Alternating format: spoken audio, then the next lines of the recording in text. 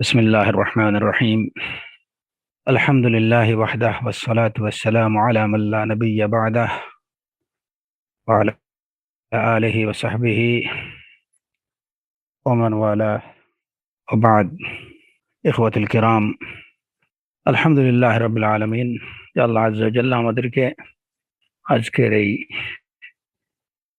আলোচনাটুকু করার তৌফিক দিয়েছেন, ফালিল্লাহিল হামদ। আমাদের আজকের আলোচনা মূলত লুমাতুল ইতিকাদ থেকে। তো আমরা লুমাতুল ইতিকাদের সর্বশেষ যে বিষয়টা নিয়ে আলোচনা করেছিলাম, সেই বিষয়ের পরিপ্রেক্ষিতে আমরা প্রাসঙ্গিক বেশ কিছু আলোচনা অনেক দিন থেকেই আমরা করছি। লুমাতুল ইতিকাদের মূল আলোচনা ছিল হুদুদের বিষয় বা কাতলের বিষয়, রক্তপাতের বিষয়। ওই বিষয়ে আলোচনা করতে গিয়ে প্রাসঙ্গিক অনেক কিছু আমরা আলোচনা করেছি, যেটুকু আমাদের বর্তমান পরিস্থিতিতে যে বিষয়গুলা আমাদের জানা দরকার, সে কারণে এই আলোচনা। এবং আজকের আলোচনা মূলত সেই লুমাতুল ইতিকাদের ওই বিষয়কে কেন্দ্র করে প্রাসঙ্গিক বলে আমি মনে করছি, খুবই প্রাসঙ্গিক। এখানে আমরা দুটো বিষয় আলোচনা করব। যদি হয়তো একটা বিষয় আজকে আলোচনা শেষ করব বিইজনিল্লাহ তাআলা, এবং আরেকটা বিষয় আগামীকাল যদি আল্লাহ আজ্জা ওয়া জাল্লা তৌফিক দেন। আলোচ্য বিষয় হলো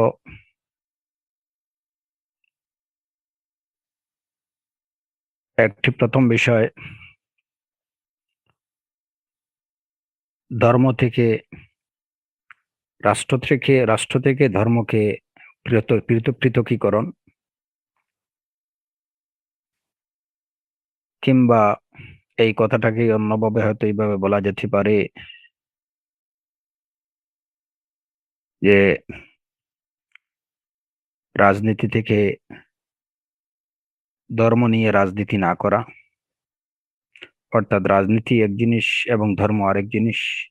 রাজনীতিকে ধর্মকে পৃথক করা, কিংবা রাষ্ট্র থেকে ধর্মকে আলাদা করা, কিংবা আমরা এভাবে বলতে পারি যে দিন থেকে, ধর্ম থেকে রাজনীতিকে বা রাষ্ট্রকে আলাদা করা। তো এই কথাগুলোর সাথে আমাদের আমরা সবাই কম বেশি পরিচিত, কারণ প্রায়শই এই কথাগুলো আমাদের শুনতে হয়। কিন্তু এই কথাগুলোর তাৎপর্য কি, বা এই দাবি কেন করা হয়, আমাদের আলোচনার মধ্যে যে বিষয়গুলো থাকবে, যে এই আলোচনা বা এই দাবিটা কেন করা হয়, এই দাবিটা কারা করেন, এই দাবির সূত্রপাত কোথা থেকে, এবং পরবর্তীতে এই দাবির গ্রহণযোগ্যতা। তো প্রথম বিষয়ের অধীনে এই চারটি বিষয় নিয়ে আলোচনার আশা পোষণ করছি। আসআলুল্লাহ সুবহানাহু ওয়া তাআলা আত-তৌফিক ওয়াস সাদাদ।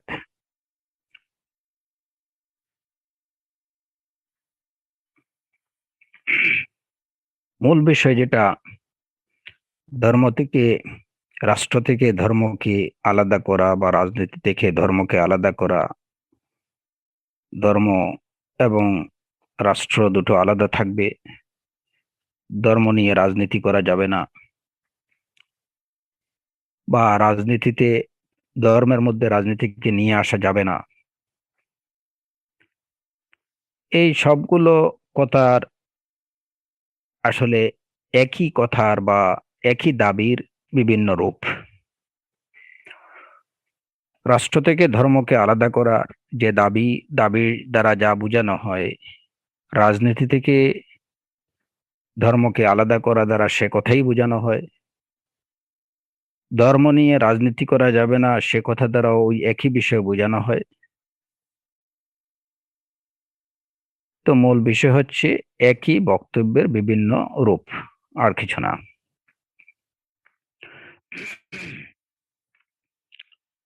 আমরা এই যে দাবির সূত্রপাত কোথা থেকে?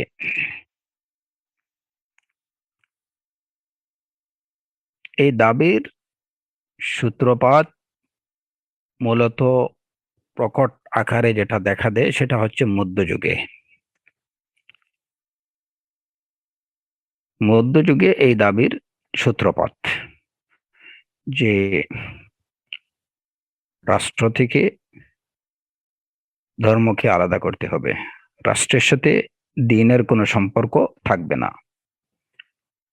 এখানে আমরা ধর্ম বা দ্বীন বলছি, সেটা যে শুধু ইসলাম ধর্ম সে কথা না। মধ্যযুগে যখন এই দাবির সূত্রপাত হয়, তখন সেটা কিন্তু ইসলামের সাথে মানে রাষ্ট্র থেকে ইসলামকে পৃথকীকরণের দাবি ছিল না। সেটা ছিল মূলত খ্রিস্ট ধর্ম থেকে, রাষ্ট্র থেকে খ্রিস্ট ধর্মকে আলাদা করা।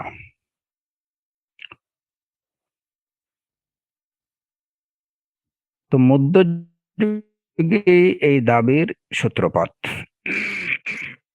যদি আমরা ধরি যে মধ্যযুগে এই দাবির সূত্রপাত, তাহলে আমাদেরকে আরো পিছনে যেতে হয়।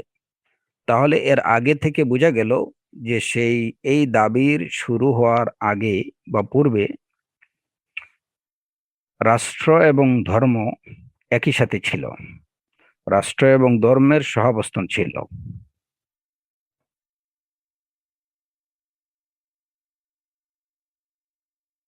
আমরা যদি মানব জাতির সূচনা লগ্ন থেকে দেখি, তাহলে আল্লাহ সুবহানাহু ওয়া তাআলা কোনো জাতিকে বা কোনো আদম সন্তানকে ধর্মহীনভাবে ছেড়ে দেননি। কুল্লু মাউলুদিন ইউলাদু আলাল ফিতরাহ, যত আদম সন্তান ভূমিষ্ঠ হয়েছে সবাইকে আল্লাহ আযজা ওয়া জাল একটা ফিতরাতের উপরে তৈরি করেছেন, সৃষ্টি করেছেন, এবং সেই ফিতরাত ছিল ফিতরাতুল ইসলাম। ফিতরাতুল ইসলাম বলতে কি, যে আল্লাহ আযজা ওয়া জাল্লার কাছে আত্মসমর্পণের নীতি বা আত্মসমর্পণের দিন বা ধর্ম দিয়েই আল্লাহ আযজা ওয়া জাল প্রতিটি আদম সন্তানকে সৃষ্টি করেছেন। ধর্মহীনভাবে কোনো বনি আদমকে তিনি পৃথিবীতে ছেড়ে দেননি। সুতরাং এই বিষয় অস্বীকার করা, দলিলে আকলি কিংবা নকলি, যৌক্তিক দলিল হোক কিংবা প্রমাণ ভিত্তিক দলিল হোক, উভয় উভয়বিদ দলিল দ্বারা এ বিষয়টা প্রমাণিত সত্য যে আল্লাহ সুবহানাহু ওয়া তাআলা কোনো আদম সন্তানকে ধর্মহীনভাবে পৃথিবীতে প্রেরণ করেননি। পৃথিবীতে প্রেরণের সাথে সাথেই তাকে একটা ধর্ম বা একটা নীতি আল্লাহ আযজা ওয়া জাল্লা তার জন্য নির্ধারণ করে দিয়েছেন।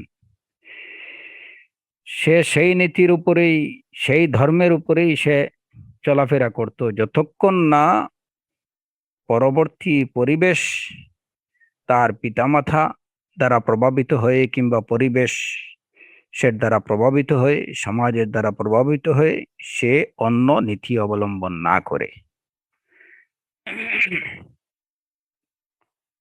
সুতরাং এই বিষয়টা স্পষ্ট যে মানব জাতির আদি ধর্ম যেটা ছিল, সেই ধর্ম কি ছিল? দ্বীনে ইসলাম, আত্মসমর্পণের ধর্ম, আল্লাহ আযজা ওয়া জাল্লার কাছে আত্মসমর্পণ করার দিন ছিল। যে সে তার সৃষ্টিকর্তার কাছে আত্মসমর্পণ করবে এবং সৃষ্টিকর্তা কর্তৃক, মহান সৃষ্টিকর্তা কর্তৃক তার জন্য যে নীতি বা যে নিয়ম বিধি বিধান যেগুলো দেয়া হয়েছে সেগুলো অনুসরণ করবে। সেই নিয়ম, সেই বিধিবিধান প্রতিটি আদম সন্তানকে আল্লাহ আযজা ওয়া জাল্লা প্রথমত ফিতরাতান তাকে সেই ইসলাম ধর্মের উপরে তৈরি করেছেন, এবং পরবর্তীতে সেই ফিতরাতি বা সৃষ্টিগত যে ধর্ম সৃষ্টিগতভাবে সে যে ধর্মের উপরে দুনিয়াতে এসেছে সেই ধর্মের উপরে নিজেকে পরিচালনা করার জন্য আল্লাহ সুবহানাহু ওয়া তাআলা নবী রাসূল আলাইহিমুস সালাতু ওয়াস সালাম প্রেরণের মাধ্যমে তাকে সেই পথ এবং সেই নিয়ম নীতি বিধিবিধানগুলো তাকে বলে জানিয়ে দিয়েছেন।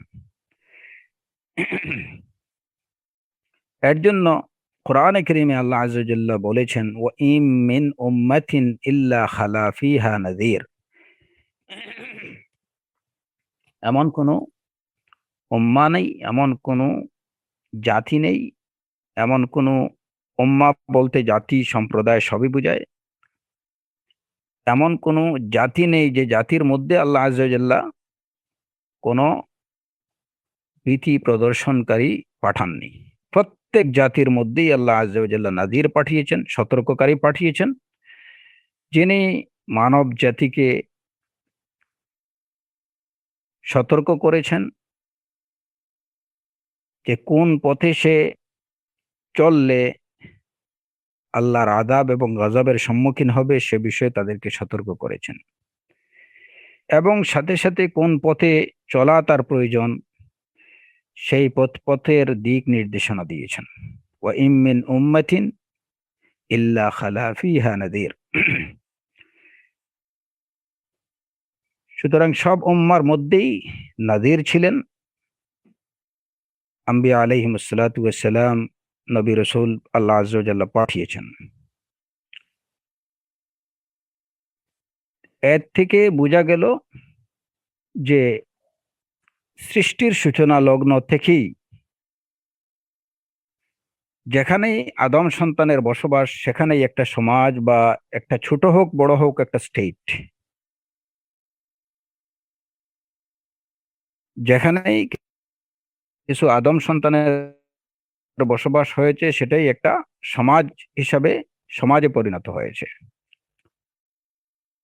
এবং সেই সমাজের লোকদের মধ্যে দিন ছিল, ধর্ম ছিল, সেই ধর্ম নিয়েই তারা সমাজে বসবাস করেছে। সুতরাং ক্ষুদ্র পরিসরে যদি আমরা দেখি তাহলে সেটাকে সমাজ হিসাবে আমরা দেখতে পারি, এবং এই মানে লোকসমাজ যখন অনেক বৃহৎ আকার ধারণ করলো তখন সেটা হয়তো একটা ক্ষুদ্র রাষ্ট্র বা বৃহৎ রাষ্ট্রে পরিণত হলো। যেহেতু ওই সমাজ কিংবা ওই রাষ্ট্রে বসবাসকারী আদম সন্তানগুলো ফিতরতের দিক থেকেই তারা ইসলামের উপরে জন্ম নিয়েছে, এবং তাদের প্রত্যেকের মধ্যেই প্রত্যেক জাতির মধ্যেই নবী রাসূল এসেছেন, তাদেরকে কিভাবে তারা তাদের জীবন পরিচালনা করবে সেই পথ নির্দেশ দিয়েছেন। সেই ইস্তিসলাম নীতির ভিত্তিতে, আল্লাহর কাছে আত্মসমর্পণের নীতির ভিত্তিতে, যে তারা আল্লাহর কাছে আত্মসমর্পণ করবে, আল্লাহর দাসত্ব স্বীকার করে চলবে। মূল নীতি ছিল এইটাই, যে তারা আল্লাহর দাসত্ব স্বীকার করে চলবে। সব কিছু তাদের মানে জীবন পরিচালনার নীতি নিয়ম কানুন সেগুলো তারা নেবে তাদের মহান সৃষ্টিকর্তা আল্লাহ রাব্বুল আলামিনের থেকে। তো এই নীতির উপরে, এই নীতির প্রতি তাদের দিক নির্দেশ করা হয়েছে, এবং এই নীতি নিয়েই মানব সন্তানের সমাজ রাষ্ট্র পরিচালিত হয়ে আসছিল।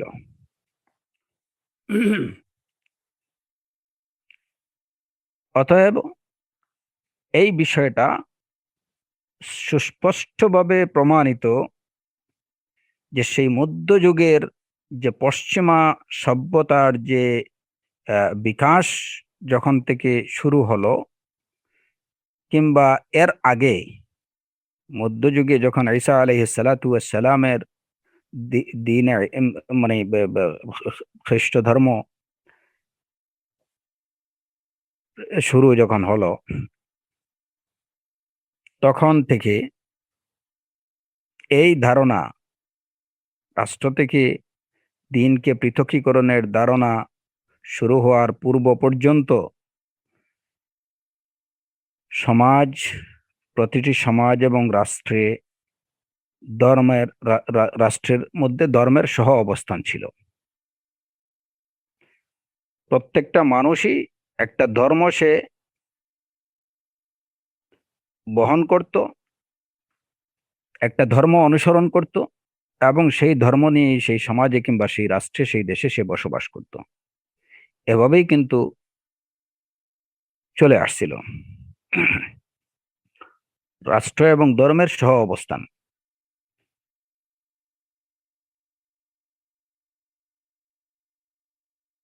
এরই ভিত্তিতে এখন এখানে ছোট্ট একটা প্রশ্ন হয়তো দেখা দিতে পারে যে যদি রাষ্ট্র এবং ধর্মের সহাবস্থান থাকে তাহলে সেই সমস্ত সেই সেই যুগগুলোতে, আদি যুগগুলোতে কি সমাজে ফিতনা ফাসাদ বা অপরাধ অপকর্ম এগুলা কি ছিল না? হ্যাঁ, যেখানে মানব জাতি আছে সেখানে অপরাধ, দুষ্কর্ম, পাপ এগুলা সংগঠিত হতেই পারে এবং হয়েছে। আমাদের দেখার বিষয় হলো যে সেগুলোকে তখনকার সমাজ ব্যবস্থা বা রাষ্ট্র ব্যবস্থা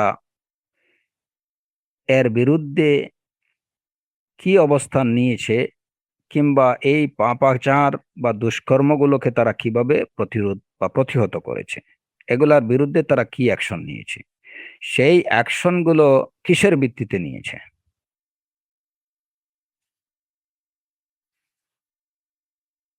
যেখানে নবী রসুল আলহিমসালামের উপস্থিতি, সেখানে অবশ্যই সেই পাপাচার বা দুষ্কর্মগুলোর বিচার ফয়সালাগুলো আল্লাহ আজ্জা ওয়া জাল্লা, আল্লাহর দিনের ভিত্তিতে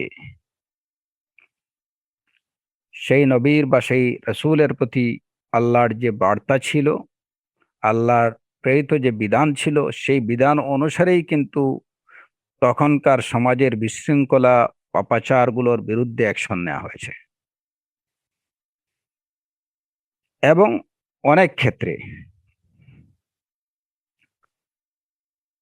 দেখা যায় যে সমাজ তার নিজে থেকে তার যে ফিতরাতি যে ধর্ম, স্বভাবজাতভাবে বা সৃষ্টিগতভাবে সে যে ধর্ম বা যে নীতি পেয়েছে, তার ভিত্তিতে তারা সেটার বিচার ফয়সালা করেছে। মানুষের নেচার বা তার ফিতরাত বলে দিয়েছে যে চুরি করেছে, আজ পর্যন্ত আমরা শুনিনি যে কোনো জাতি বা গোত্রের, সেটা মধ্যযুগের হোক কিংবা আদি যুগের হোক, যে কেউ চুরি করেছে সেই সমাজ বা সেই রাষ্ট্র তাকে বাহবা দিয়েছে, তাকে পুরস্কৃত করেছে। চোরের শাস্তি, অন্যান্য অপকর্মের শাস্তিগুলো সেই সমাজ ব্যবস্থায় ছিল।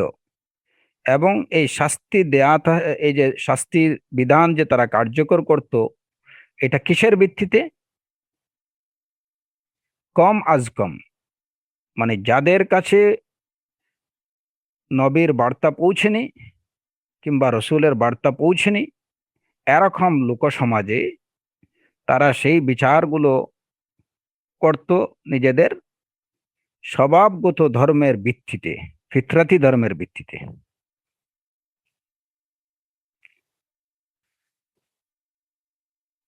সুতরাং রাষ্ট্র থেকে ধর্মকে পৃথকীকরণের দাবি উত্থাপিত হওয়ার পূর্ব পর্যন্ত দিন এবং রাষ্ট্র বা সমাজের সহাবস্থান ছিল। মধ্যযুগে এসে এই ধারণার সূত্রপাত। আচ্ছা, এখন তৃতীয় বিষয় হলো যে এই সূত্রপাতটা কেন হলো, এই ধারণার উৎপত্তি কেন হলো, কোথা থেকে হলো?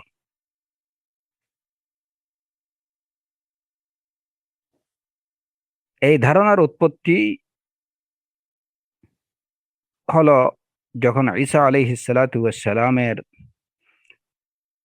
দ্বীনের মধ্যে যখন খ্রিস্টানরা তাদের নিজের খেয়াল খুশি মতো, খ্রিস্টান পাদ্রীরা তাদের নিজের খেয়াল খুশি মতো এটার মধ্যে, ইঞ্জিলের মধ্যে যখন তারা পরিবর্তন করতে শুরু করলো,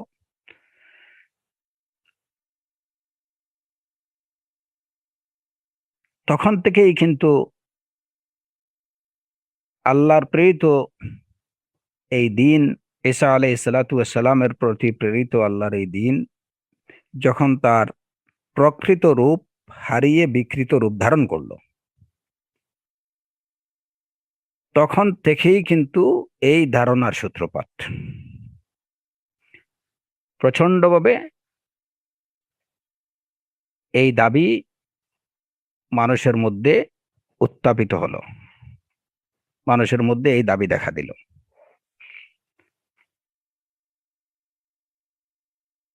যতক্ষণ পর্যন্ত ঈসা আলাইহিস সালাতু ওয়াস সালামের প্রতি আল্লাহর প্রেরিত দিন অবিকৃত ছিল, অবিকৃতভাবে যতক্ষণ পর্যন্ত সেই দিনকে মানুষ অনুসরণ করেছে, ততক্ষণ পর্যন্ত কিন্তু মানুষের মধ্যে এরকম দাবি মানুষ মানুষ থেকে এরকম দাবি উত্থাপিত হয়নি।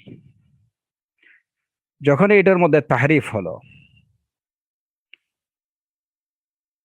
তার প্রকৃত রূপ এই দিন বিকৃত হয়ে গেল, তখন এই দিন এবং রাষ্ট্রের মধ্যে সংঘাত শুরু হলো।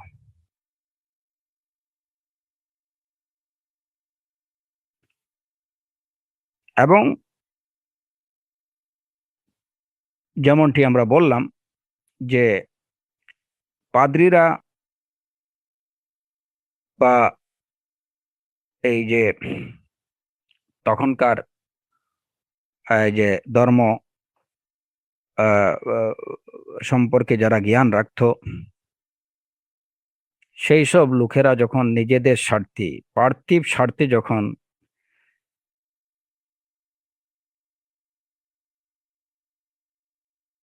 আল্লাহর প্রেরিত দিনকে বিকৃত করলো, এটার মধ্যে পরিবর্তন করলো নিজেদের স্বার্থে, তখন সমাজের সাথে বা রাষ্ট্রের সাথে দিনের সংঘাত তৈরি হলো। কারণ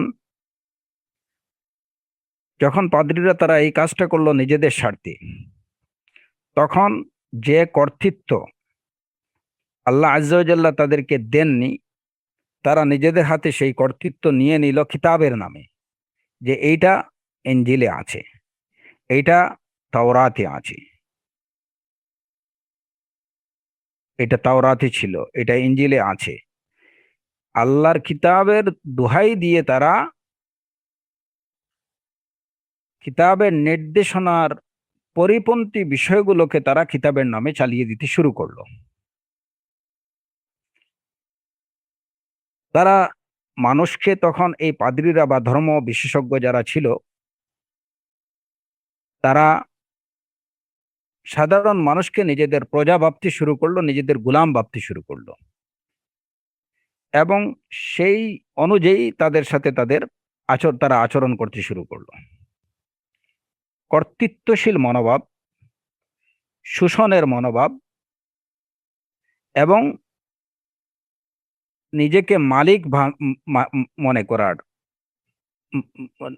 যে মনোভাব, ধ্যান ধারণা তাদের মধ্যে তৈরি হলো। সেই জায়গা থেকেই পুঞ্জীভূত খুব মানুষের মধ্যে, জনসাধারণের মধ্যে খুব পুঞ্জীভূত হলো। এবং সেই খুব যখন প্রচন্ড রূপ ধারণ করলো, তখনই এক পর্যায়ে জনগণ থেকে এই দাবি আসলো যে দিন, রাষ্ট্র থেকে দিনকে আলাদা করতে হবে। তারা এই শোষণ আর মেনে নিতে পারছে না, তারা এই অত্যাচার আর মেনে নিতে পারছে না, তারা পাদ্রীদের এই কর্তৃত্বশীল মনোভাব আর মেনে নিতে পারছে না, তারা আর দাস হয়ে থাকতে পারছে না। তো পাদ্রীদের বা তখনকার ধর্ম বিশেষজ্ঞদের এই যে মনোভাব, বা তারা এই কাজগুলো শুরু করলো ধর্মের নামে, অথচ এটি ছিল সম্পূর্ণ দ্বীনের বিপরীত বিষয়। কারণ প্রতিটি দিন, সেটা দ্বীনে ইহুদি হোক, দ্বীনে নসরানি হোক, দ্বীনে ইসলাম হোক, প্রত্যেকটা আল্লাহ আজ্জা ওয়া জাল্লা কর্তৃক প্রদত্ত দিনগুলো, যদিও সবগুলো দিনই হচ্ছে দিনের মূল কথা, যেটা আমরা শুরুতে বলেছি, এই কথা আপনারা ভালো করে মনে রাখবেন যে দ্বীনে ইহুদি হোক, দ্বীনে নসরানি হোক, সবগুলো দিনের মূল কথা হচ্ছে ইসতিসলাম, আল্লাহর কাছে আত্মসমর্পণ করা, সবগুলো দিনের মূল কথাই হচ্ছে এইটুকু, যে মানুষ আল্লাহর দাসত্ব বরণ করবে, সে আল্লাহর গোলামে পরিণত হবে, অন্য কোনো সৃষ্টির গোলামে সে পরিণত হবে না। সে অন্য কাউকে তার প্রভু মানবে না, সে অন্য কাউকে তার রব বানাবে না, সে অন্য কাউকে তার ইলাহ বানাবে না। এটাই ছিল সবগুলো দ্বীন এলাহির, অর্থাৎ আল্লাহ প্রদত্ত দ্বীনের মূল কথা, সারবস্তু ছিল এটা। এই সার কথা থেকে যখন তারা বেরিয়ে গেল, যে আল্লাহর দাসত্ব, যেখানে মানুষ কেবল আল্লাহর দাসত্ব বরণ করবে, কেবল আল্লাহকে তাদের রব হিসাবে মানবে, মালিক হিসাবে মানবে, প্রভু হিসাবে মানবে, এই নির্দেশনার বিপরীতে যখন পাদ্রীরা মানুষকে তাদের নিজেদের দাস হতে বলল এবং তারা নিজেরা নিজেকে প্রভু ভাবতে শুরু করলো, তখনই কিন্তু সংঘাতের তৈরি হলো। নতুবা দ্বীনের সাথে রাষ্ট্রের কোনো সংঘাত ছিল না, রাষ্ট্রের সাথে দ্বীনের কোনো সংঘাত ছিল না। তাহলে এই আলোচনা থেকে বোঝা গেল যে রাষ্ট্রের সাথে দ্বীনের সংঘাত, বা রাষ্ট্র থেকে দ্বীনকে পৃথকীকরণের যে দাবি উত্থাপনের মূলে দায়ী কারা ছিল? দায়ী ছিল সেই খ্রিস্টান পাদ্রীগুলো বা ধর্ম ব্যবসায়ীগুলো, কিংবা কথিত ধর্ম বিশেষজ্ঞগুলো, তথাকথিত ধর্ম বিশেষজ্ঞগুলো। এই কথাটা আমাদের সবার খুব ভালো করে খেয়াল করা দরকার বা মনে রাখা দরকার, যে এই সংঘাতের বা এই দাবির পিছনে দায়ী কারা। দেখা যায় যে যারা কোনো না কোনো ভাবে ধর্মের সাথে, যারা নিজেদেরকে ধর্ম সম্পর্কে অভিজ্ঞ বলে দাবি করত, কিংবা যারা নিজেদেরকে ধর্ম বিশেষজ্ঞ বলে দাবি করত, ধর্মের পণ্ডিত বলে দাবি করত, আহবার রহবান বলে দাবি করত, এই সমস্ত লোকরাই হচ্ছে এরকম দাবি উত্থাপনের পিছনে মূল দায়ী ব্যক্তিরা।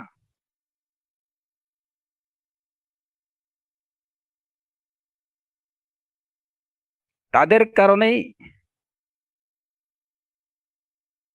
জনবিস্ফোরণ ঘটে, মানুষ তাদের অত্যাচার, মানুষ তাদের দাসত্ব, মানুষ তাদের কর্তৃত্ব, মানুষ তাদের নির্যাতন, মানুষ এই বিষয়গুলা সাধারণ জনগণ এটা সহ্য করতে পারেনি। অথচ প্রকৃতপক্ষে ধর্মের নির্দেশনা, দ্বীনের নির্দেশনা কি ছিল? যে এরা যদি প্রকৃত অর্থে ধর্ম বিশেষজ্ঞ হতো, বা এরা প্রকৃত অর্থে যদি তারা ধর্ম ভীরু লোক হতো, এই পাদ্রীরা, তাহলে তাদের কাজ ছিল মানুষ যাতে আল্লাহর দাসে, আল্লাহর গোলামে পরিণত হয়, মানুষ যেন কেবল আল্লাহকে প্রভু হিসাবে, নিজেদের মালিক হিসাবে, একক কর্তা হিসাবে যেন স্বীকার করে, কোনো মখলুককে নিজেদের প্রভু প্রভু বানাবে না, কোনো মখলুককে নিজের মালিক মনে করবে না, কোনো মখলুকের দাসত্ব তারা বরণ করবে না। প্রকৃত অর্থে তারা এই কাজটা করতো যদি প্রকৃত অর্থে তারা ধর্মভীরু লোক হতো, তারা আহবার বা রহবান হতো। কিন্তু সেই আহবার বা রহবান বা ধর্মভীরু তার লেবাসে রূপ ধারণ করে আল্লাহর কিতাবের কথা বলে তারা সম্পূর্ণ আল্লাহর কিতাবের নির্দেশনার বিপরীত কাজটুকু করলো, আর সেখান থেকেই সংঘাত তৈরি হলো।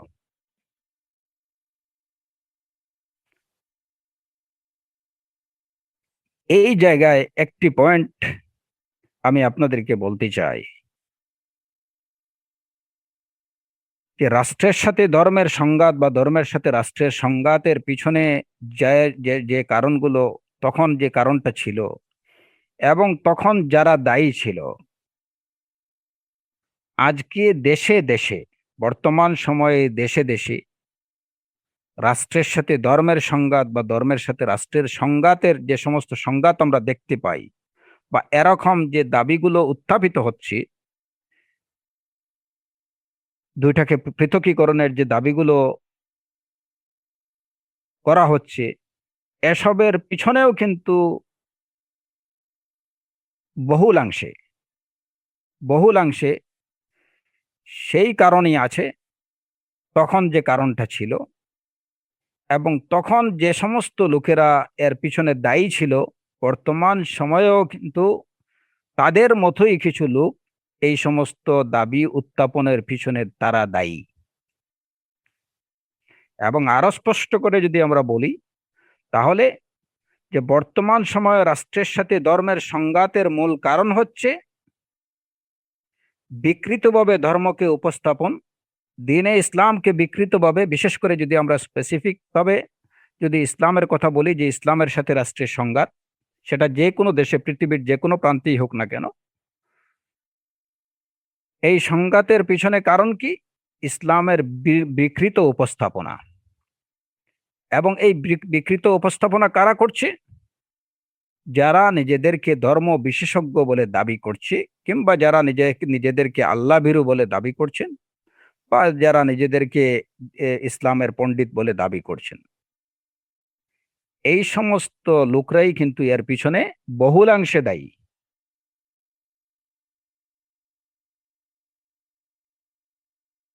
তো কারণ হচ্ছে বিকৃতভাবে ধর্মকে, দিনকে উপস্থাপন করা।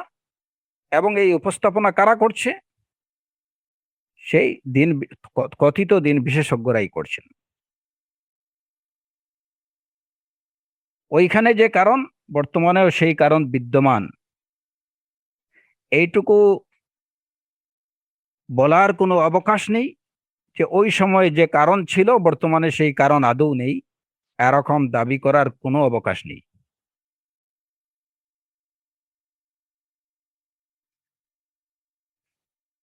এটা স্বীকার করতেই হবে, যদিও বিষয়টা অত্যন্ত দুঃখজনক যে এই বিকৃত উপস্থাপনা হচ্ছে ধর্মের নামে, দিনের নামে, যে কারণে আজকে রাষ্ট্রের সাথে ধর্মের সংঘাত দেখা দিচ্ছে।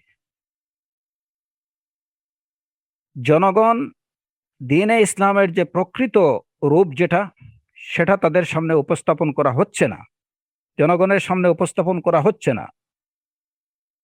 নিজেদের খেয়াল খুশি মতো, নিজেদের পার্থিব স্বার্থে, ব্যক্তি স্বার্থে, কিংবা ক্ষুদ্র দলীয় স্বার্থে দ্বীনের বিকৃত ব্যাখ্যা দেয়া হচ্ছে, যে ব্যাখ্যাটা জনগণ মেনে নিতে পারছে না।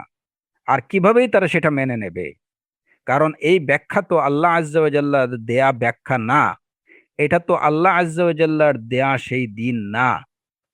যতক্ষণ পর্যন্ত এবং যেই সমাজে হুবহু সেই ইসলামকে মানুষের সামনে উপস্থাপন করা সম্ভব হবে, যেই ইসলাম আল্লাহ আজ্জা ওয়া জাল্লার পক্ষ থেকে তার সর্বশেষ নবী মুহাম্মদুর রাসূলুল্লাহ সাল্লাল্লাহু আলাইহি ওয়াসাল্লামকে দেয়া হয়েছিল, এবং মুহাম্মদুর রাসূলুল্লাহ সাল্লাল্লাহু আলাইহি ওয়াসাল্লাম যে দিনের উপরে তার উম্মতকে, তার সাহাবায়ে কেরামদেরকে রেখে গেছিলেন, সেই সেই দিনকে যতক্ষণ পর্যন্ত মানুষের সামনে উপস্থাপন করা যাবে, ততক্ষণ পর্যন্ত রাষ্ট্রের সাথে, এমনকি কোনো মানুষের সাথে, কোনো সমাজের সাথে, কোনো লোক সমাজের মধ্যে সাথে এই দিনের কোনো সংঘাত হতে পারে না।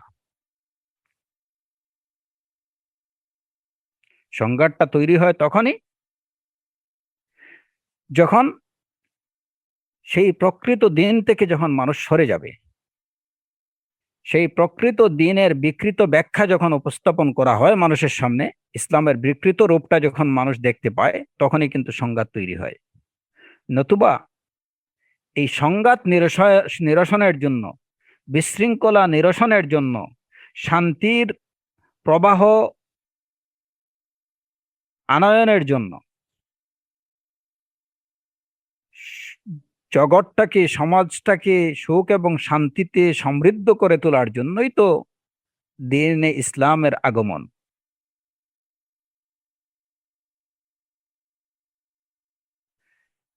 তাহলে চোখ বন্ধ করে আমাদের একটা সিদ্ধান্তে উপনীত হতে হবে। আমরা চোখ বন্ধ করে এই বিষয়টা বলতে পারি যে যেখানেই অশান্তি, যেখানেই বিশৃঙ্খলা, যেখানেই সুখ সমৃদ্ধির বিপরীত বিষয়গুলো, দুঃখ দুর্দশা, অত্যাচার নির্যাতন, বুঝতে হবে যে সেখানেই ইসলামের প্রকৃত রূপ অনুপস্থিত।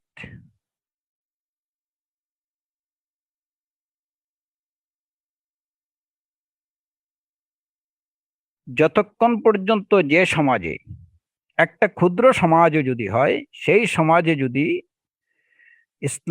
ইসলাম তার প্রকৃত রূপ নিয়ে যদি বিদ্যমান থাকে, তাহলে ওই সমাজে কোনো ধরনের বিশৃঙ্খলা, কোনো ধরনের অশান্তি, কোনো ধরনের আহ, দুঃখ দুর্দশা প্রকৃত অর্থে থাকতে পারে না। কারণ এগুলোর বিরুদ্ধেই, এগুলোকে লাঘব করার জন্য, এগুলোকে দূর করার জন্যই আল্লাহ আজ্জা ওয়া জাল্লা দ্বীনে ইসলাম মানব জাতির প্রতি দিয়েছেন। ইসলামী ইসলাম ধর্ম মানুষের প্রতি এসেছে।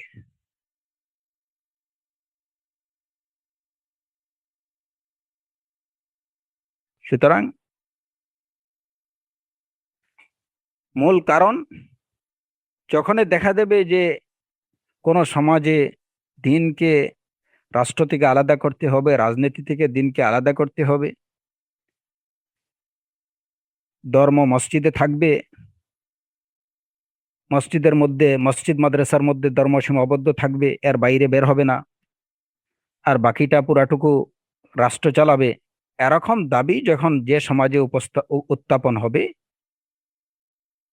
বুঝতে হবে যে ওই সমাজে ইসলামকে বিকৃতভাবে উপস্থাপন করা হয়েছে। সেই সমাজের কর্তা ব্যক্তিগণ কিংবা সেই সমাজের জনগণ ইসলামের প্রকৃত রূপ দেখতে পাচ্ছে না বলেই এই দাবি উত্থাপিত হচ্ছে।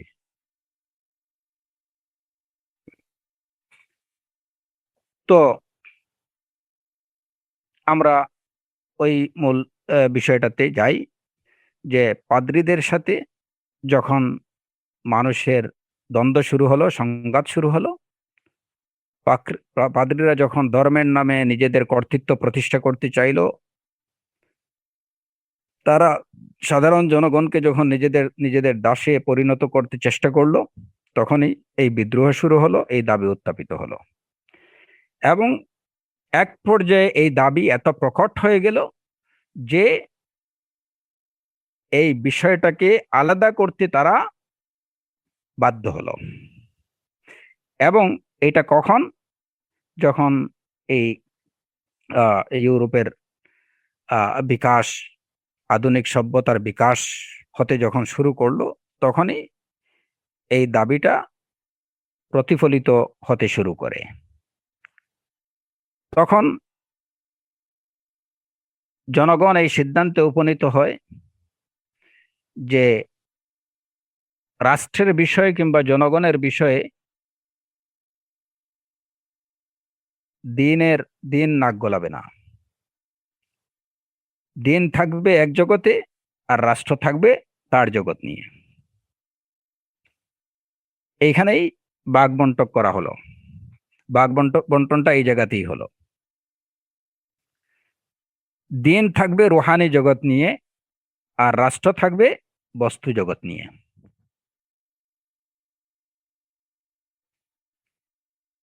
এই বিষয়টা কিন্তু অনেকটা তারা, এই দাবিটাকে তারা প্রতিষ্ঠিত করে ফেললো, এবং এই সিদ্ধান্তটা অনেকটা মানে প্রতিফলিত হয়ে গেল, যে তখন থেকেই ধর্মের সাথে সম্পৃক্ত বা যারা ধর্মের দোহাই দেয়, এরকম লোকেরা তারা রুহানি জগৎ নিয়ে ব্যস্ত হয়ে গেল। তাদেরকে বলা হলো যে তোমাদের কাজ হবে রুহানি জগৎ নিয়ে, আধ্যাত্মিক জগতে থাকো, তোমরা রাষ্ট্রের বিষয়ে কোনো নাক গলাবা না। এবং তখনকার সময়ে তাদের এই সিদ্ধান্তটা ছিল আসলে যথার্থ। কেন? এই অর্থে যথার্থ যে তখন দ্বীনে নসরানি যেটা, এটা তার প্রকৃত রূপে আর নেই। সুতরাং বিকৃত রূপের সেই সেই দ্বীন প্র্যাকটিসের কোনো প্রয়োজনীয়তা ছিল না, কারণ এটা সমাজে আরো বেশি বিশৃঙ্খলা তৈরি করে দিত। সুতরাং সেই বিশৃঙ্খলা থেকে, বিকৃত দিন চর্চা থেকে মানুষ নিষ্কৃতি পেয়েছিল, কমপক্ষে এতটুকু লাভ হয়েছিল।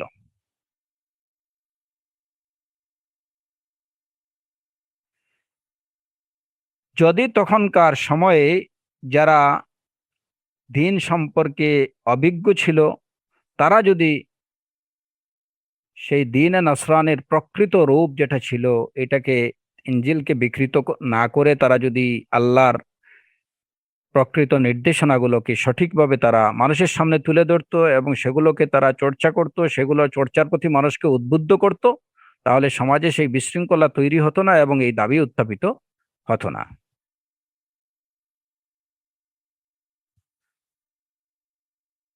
তো তখন থেকেই পাদ্রীরা, তারা নিজেরা রুহানি জগৎ নিয়ে, তাদেরকে দেয়া হলো রুহানি জগৎ নিয়ে তারা থাকবে, এবং অন্যান্য সাধারণ মানুষরা তারা তাদের বস্তু জগৎ নিয়ে থাকবে, রাষ্ট্র নিয়ে থাকবে।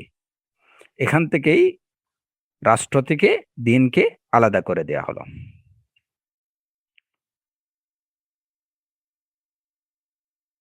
ওই জায়গা থেকেই কিন্তু পরবর্তীতে এই রাষ্ট্র থেকে দিনকে পৃথকীকরণের যে দাবিগুলো, পরবর্তীতে ওই জায়গা থেকে এটার ক্রমবিকাশ হয়েছে। আমাদের কারণটা, মূল কারণটা অবশ্যই জানতে হবে যে এই দাবি কারা করেছিল, কেন করেছিল। এই দুইটা কারণ আমাদের অবশ্যই জানা থাকা দরকার। পরবর্তীতে এই দাবিটাকে আরো বেশি যৌক্তিক করে তোলার জন্য অনেক ধরনের মুখরোচক বিষয় এর সাথে আহ, সংযোজিত করা হয়, যেগুলোর কারণে এই বিষয়ের গ্রহণযোগ্যতা সাধারণ মানুষের মধ্যে আরো অনেক বেশি বেড়ে যায়।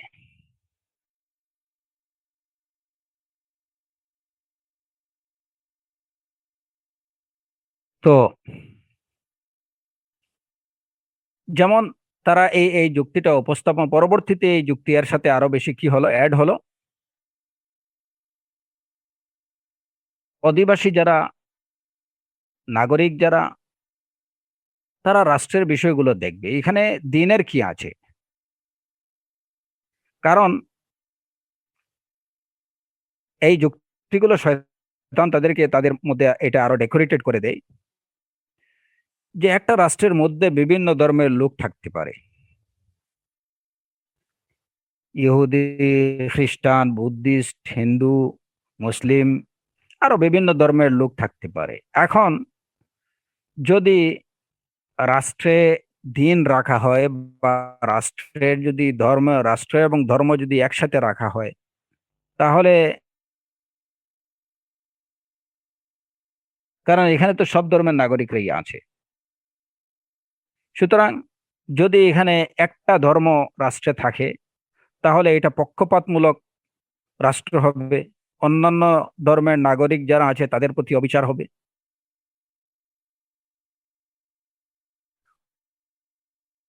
সুতরাং সমতা যদি বজায় রাখতে হয়, তাহলে এই যে কথাটা যেটা, যে ধর্ম যার যার, রাষ্ট্র সবার, এই ডায়লগকে গ্রহণ করতে হবে। এইটা একটা চমৎকার, মুখরোচক এবং বাহ্যিক দৃষ্টিতে যুক্তিসঙ্গত একটা যুক্তি, যে হ্যাঁ, এটা তো স্বাভাবিক, একটা ধর্মে বিভিন্ন, একটা দেশে, একটা রাষ্ট্রে বিভিন্ন ধর্মের নাগরিকরা থাকে। সুতরাং যদি ধরেন আমাদের বাংলাদেশের প্রেক্ষাপটেই যদি আমরা এটুকু চিন্তা করি যে বাংলাদেশ, এখানে হরেক ধর্মের লোক আছে, এখন যদি বাংলাদেশের রাষ্ট্রধর্ম ইসলাম হয়, তাহলে তো অবশ্যই এখানে কম হোক বেশি হোক অন্যান্য ধর্মাবলম্বীরা আছে, তাদের প্রতি অবিচার হয়ে গেল, একটা পক্ষপাত দুষ্ট রাষ্ট্র হয়ে গেল। সুতরাং একটা ধর্ম নিরপেক্ষ রাষ্ট্রের ধারণাটা ওই জায়গা থেকে তৈরি হইল, এটা আরো বেশি, এটা স্ট্রং হলো দাবিটা।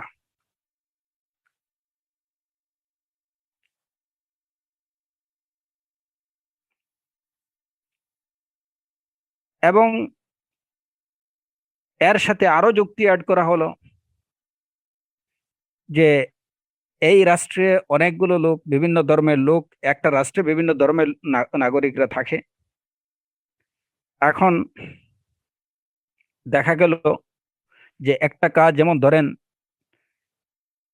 ইসলাম ধর্মে মদ খাওয়া, এটা হচ্ছে মদ পান করা, এটা হচ্ছে হারাম। সুতরাং রাষ্ট্রের ধর্ম যদি ইসলাম হয়, তাহলে একজন মুসলিম যদি মদ পান করে, তাহলে সেই অনুযায়ী অবশ্যই সে শাস্তিযোগ্য অপরাধ করলো, যে মদ পান করলো, যেহেতু এটা হারাম। হিন্দু ধর্মে মদ পান করা এটা তো হারাম না, কিংবা অন্যান্য ধর্মে মদ পান করা হয়তো হারাম না। এখন সেই সেই ধর্মের কোনো নাগরিক যদি বাংলাদেশে বসবাসরত থাকে এবং সে যদি মদ পান করে, তাহলে তাকে কি শাস্তি দেয়া হবে? এখন তাকে যদি শাস্তি দেয়া হয় যে না, দ্বীনে ইসলামে মদ মদ মদ পান করা হারাম, সুতরাং তুমি যেটা করছো সেটা তুমি অবৈধ কাজ করছো, পাপের কাজ করছো, সুতরাং তুমি শাস্তিযোগ্য অপরাধ করছো, তাহলে সে ব্যক্তিটা এটুকু বলতে পারে যে আমার ধর্মে তো এটা হালাল, আমি তো হারাম কাজ করিনি। তাহলে তার উপরে আপনি শাস্তি কিভাবে কার্যকর করবেন? যদি আপনি সেটাকে না মেনে তার উপরে শাস্তি কার্যকর করেন, তাহলে বোঝা গেল কি, যে আপনি আপনার ধর্ম তার উপরে চাপিয়ে দিচ্ছেন। এটা তো হতে পারে না। লাকুম দিন হুকুম ওলিয়া দিন, আপনাদের কিতাবেই, কোরআনে কারিমেই তো এটা বলা আছে, তোমাদের জন্য তোমাদের দিন, আর আমার জন্য একটা দিন রয়েছে নির্ধারিত।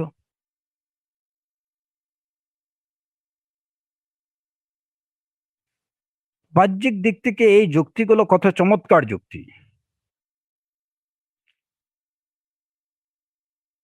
তো তথাকথিত এই যে যুক্তিবাদী বা বুদ্ধিজীবী যারা আছেন, তাদের কাছে মনে হলো যে এর থেকে পারফেক্ট কথা বা যুক্তি আর কি হতে পারে। সুতরাং তারা সেই পাদ্রীদের সুরে সুর মিলিয়ে, সেই মধ্যযুগীয়দের সাথে সুর মিলিয়ে তারা এটুকু বললেন যে না, রাষ্ট্র হবে ধর্ম নিরপেক্ষ। তাদের এই সুর কিন্তু সেই মধ্যযুগের সুর, ওই সুরের সাথেই তারা সুর মিলাইছেন। এই সুরটাকে আরেকটু কি করা হয়েছে, ডেভেলপ করা হয়েছে বিভিন্ন যুক্তির মাধ্যমে। এখানে আরো বিভিন্ন যুক্তি এসে ঢুকছে, ঢুকে ওই যুক্তিটাকে আরো ডেভেলপ করছে, তাদের দৃষ্টিতে ওইটাকে আরো বেশি স্ট্রং বানিয়েছে।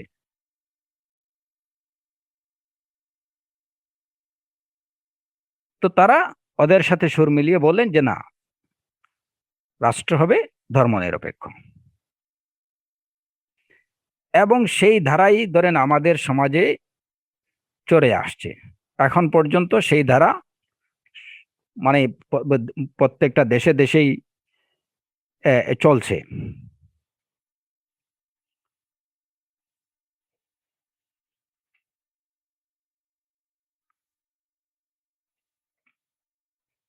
তো এখন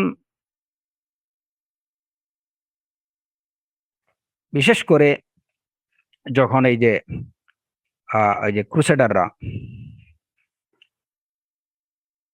ক্রুসেডাররা যে জায়গাতেই তারা বা যে দেশেই তারা পা দিয়েছে, সেখানেই কিন্তু তারা এই যুক্তিটাকে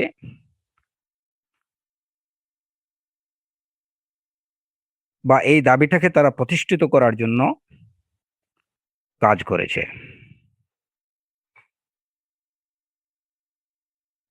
যে ধর্মকে রাষ্ট্র থেকে পৃথক করতে হবে। এই দাবিতে যখন তারা, খ্রিস্টানরা যখন তারা সফল হলো, তারা পরবর্তীতে দেখলো যে শুধু আমাদের ধর্মটাকেই যদি আমরা আমাদের রাষ্ট্র থেকে পৃথক করি তাহলে হবে না।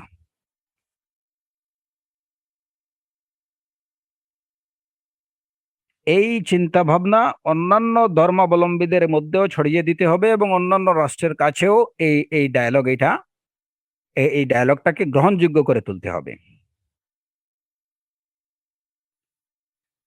সেখান থেকে তারা শুরু করলো স্নায়ুযুদ্ধ, বা যেটাকে আমরা বলতে পারি ব্রেন ওয়াশের কাজ। তো অন্যান্য ধর্মাবলম্বীদের কাছেও তারা এই বিষয়টাকে যৌক্তিক করে তোলার প্রাণান্ত প্রয়াস চালালো।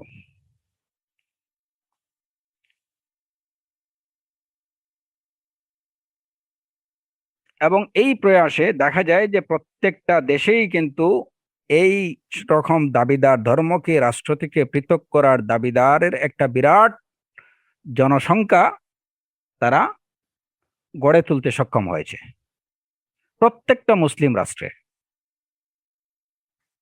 এরকম একটা জনগোষ্ঠী আপনারা পাবেন যারা ওই সুরের সাথে সুর মিলিয়েছে। মূলত এরা হলেন সেই ক্রুসেডারদের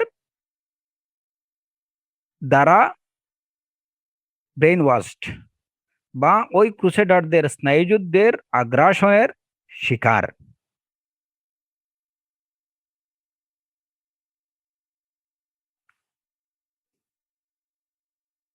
এই ক্রুসেডাররা কিভাবে তাদের এই যে পর্যায়ক্রমিক যে যে তাদের যে কার্যক্রমটা একটা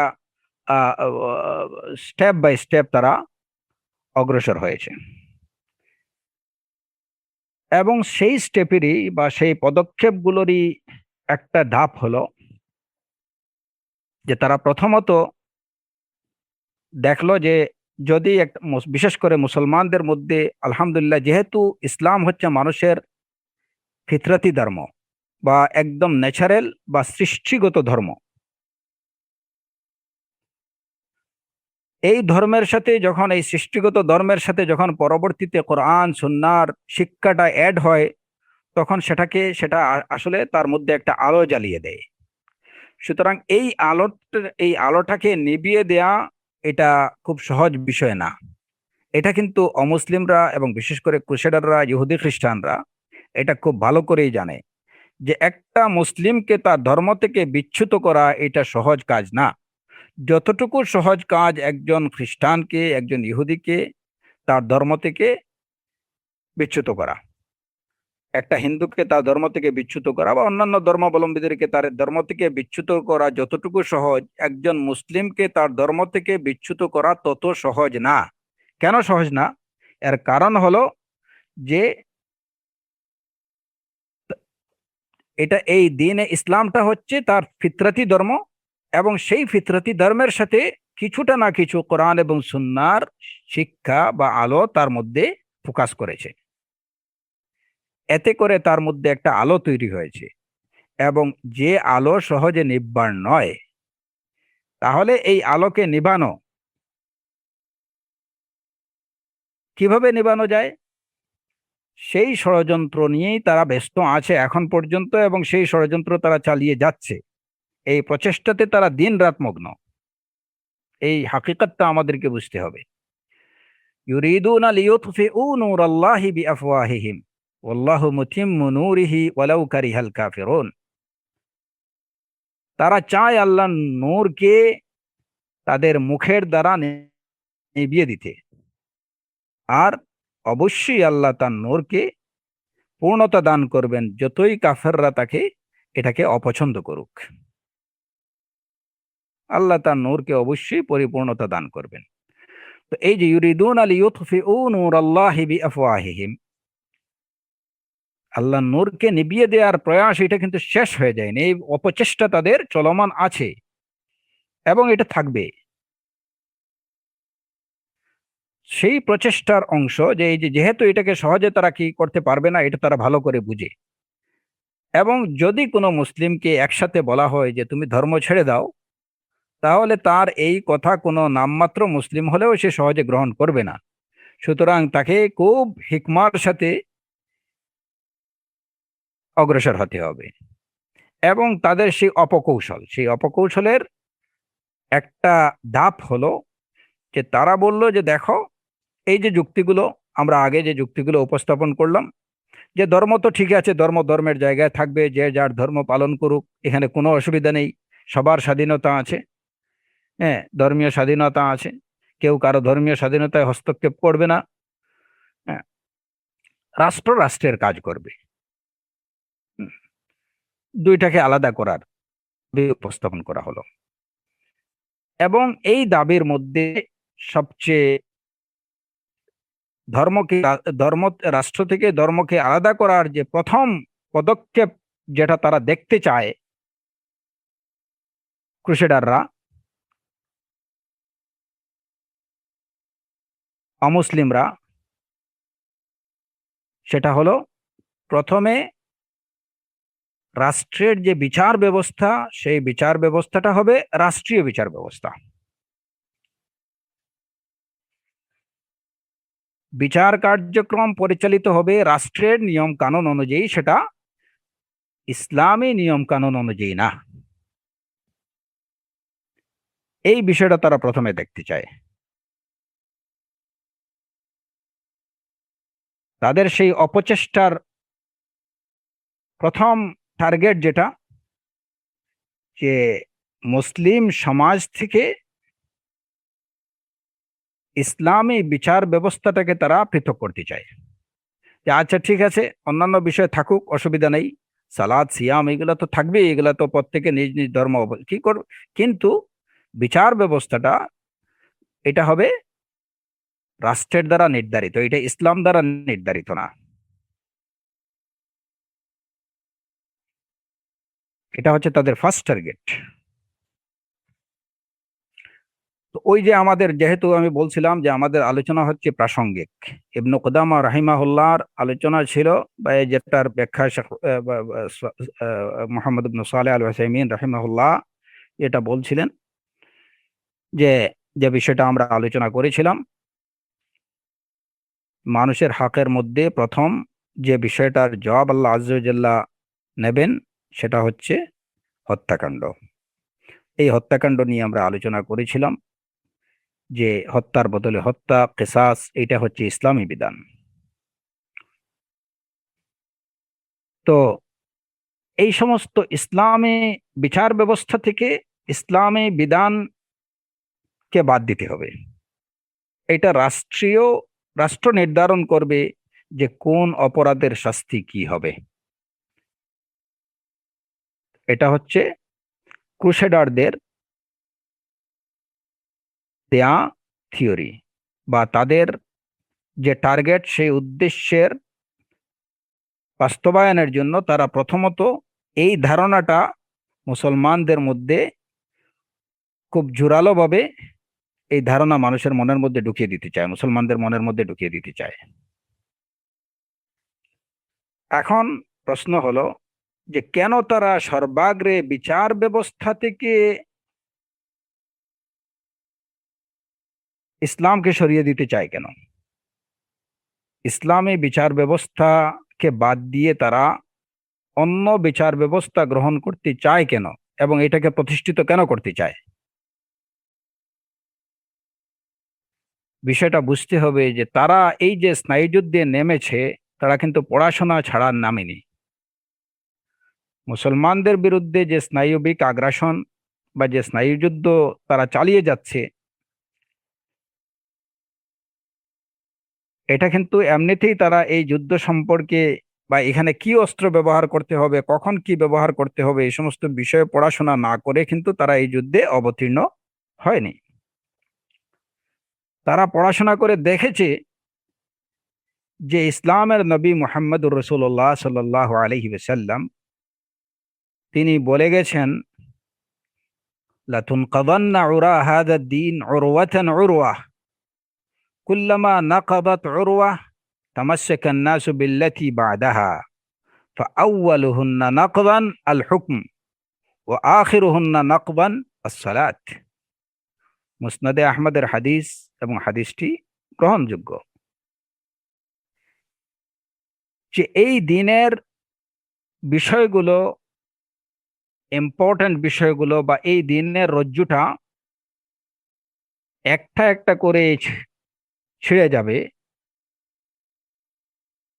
যখনই একটা একটা রজ্জু ছিঁড়ে যাবে, মানুষ অপরটা ধরবে। এই দিনের যে সর্বপ্রথম যে রজ্জুটা ছিঁড়বে, সেটা হলো আল হুকম, বিচার ফয়সালা। দিনের বিচার ফয়সালার যে রজ্জু, যেটা ইসলামের বিচার ফয়সালার রজ্জু, যেটা এটা ছিঁড়ে যাবে। আর সর্বশেষ যে রজ্জুটা ছিঁড়বে সেটা হচ্ছে কি? সালাত। মানুষ সালাত থেকে মুখ ফিরিয়ে নেবে। প্রথম রজ্জু ছিঁড়বে আল হুকম।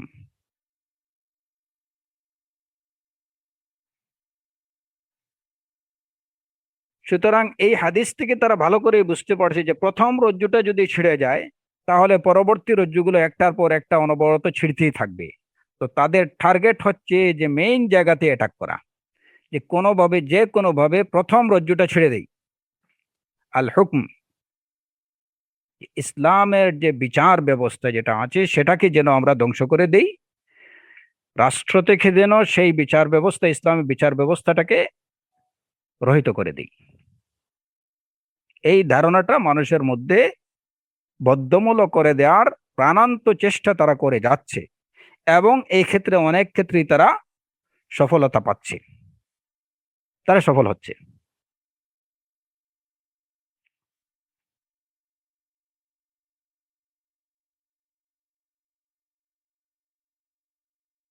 এই ধারণা দেওয়ার সাথে সাথে এই যে বিচার ব্যবস্থাকে ধ্বংস মানে কি করার, বিচার ব্যবস্থা থেকে ইসলামকে সরিয়ে দেওয়ার চেষ্টার সাথে সাথে তাদের আরেকটা চেষ্টা অব্যাহত আছে, যে এই কাজটা করে শুধু বসে থাকলে চলবে না, এটাও তারা ভালো করে বুঝে। ভবিষ্যতে যেন কোনো ভবিষ্যতের কোনো প্রজন্ম যেন ইসলামী বিচার ফয়সালার দিকে ফিরে না আসে, সেই ব্যবস্থাটাকেও তারা কি পাকাপোক্ত করার জন্য প্রাণান্ত চেষ্টা চালিয়ে যাচ্ছে, সেটাও স্নায়ুযুদ্ধের মাধ্যমে। আর এই স্নায়ুযুদ্ধগুলো কিভাবে পরিচালনা করছে? এই যে বই, পত্র, পত্রিকা, পুস্তক, গল্প, উপন্যাস, নাটক, সিনেমা, হ্যাঁ, এবং অন্যান্য বিভিন্ন সামাজিক যোগাযোগ মাধ্যম, দিন দিন যেগুলো আরো বেশি বিস্তৃত হচ্ছে, এই সব সব কিছুর মাধ্যমে তারা বিভিন্ন ইসলাম সম্পর্কে বিভিন্ন ভ্রান্ত, উদ্ভট, বানোয়াট এবং কাল্পনিক বিষয়াদি উপস্থাপন করছে, এবং ইসলাম সম্পর্কে একটা ভ্রান্ত ধারণা নতুন প্রজন্মের মধ্যে তৈরি করার চেষ্টা চালিয়ে যাচ্ছে। তো তাদের টার্গেট হলো যে পরবর্তী প্রজন্ম এমন এক প্রজন্ম আসুক মুসলিম দেশগুলোতে, যারা নামে মুসলমান হবে কিন্তু প্রকৃত ইসলাম সম্পর্কে যাদের আদৌ কোনো জ্ঞান বা আদৌ কোনো ধারণা থাকবে না, কেবলমাত্র নামে মুসলিম থাকবে।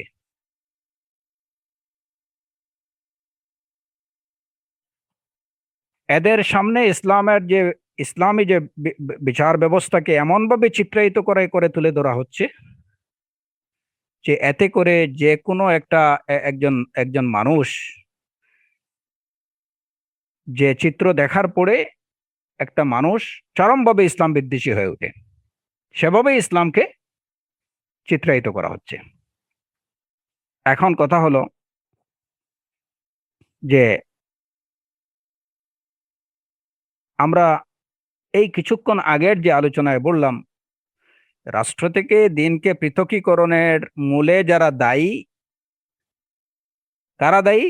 যারা ধর্মের সাথে সম্পৃক্ত বা নিজেদেরকে ধর্মভীরু বলে বা ধর্মের পণ্ডিত বলে দাবি করেন, তারা বহুলাংশে দায়ী, এই কথাটা আমরা বলছি।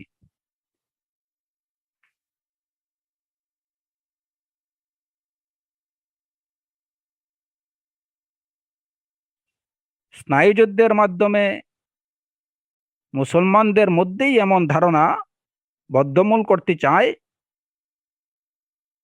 যে রাষ্ট্রের সাথে ইসলাম মানানসই না। তারা এমন এক প্রজন্ম গড়ে তুলতে চায় যে প্রজন্মটা হবে চরম ইসলাম বিদ্বেষী, এবং এই উদ্দেশ্য সাধনের জন্য তারা যে কাজগুলো করতেছে, যে বিভিন্ন সামাজিক যোগাযোগ মাধ্যম বা মানে স্নায়ুযুদ্ধ বলতে যা বোঝায়, যে মানুষের মস্তিষ্ক ব্রেন ওয়াশ করার জন্য যা কিছু প্রয়োজন সবকিছুই তারা করছে, যাতে করে এমন একটা প্রজন্ম গড়ে ওঠে যে প্রজন্মটা হবে চরম ইসলাম বিদ্বেষী, কিংবা অ্যাটলিস্ট যারা ইসলামী শাসন ব্যবস্থার প্রতি যাদের হবে চরম অ্যালার্জি। এখন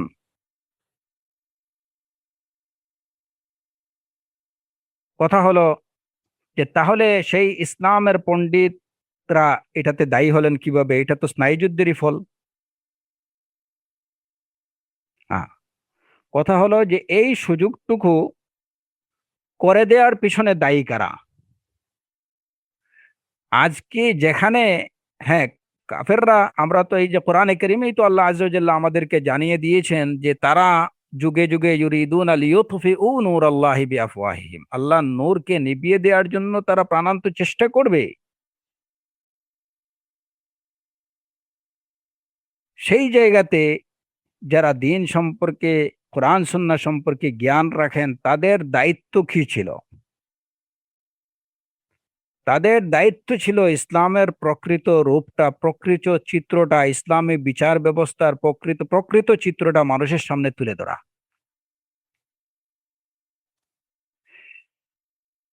সেই প্রকৃত চিত্র তুলে না ধরে বরং তারা বিকৃত রূপটা তুলে ধরছেন।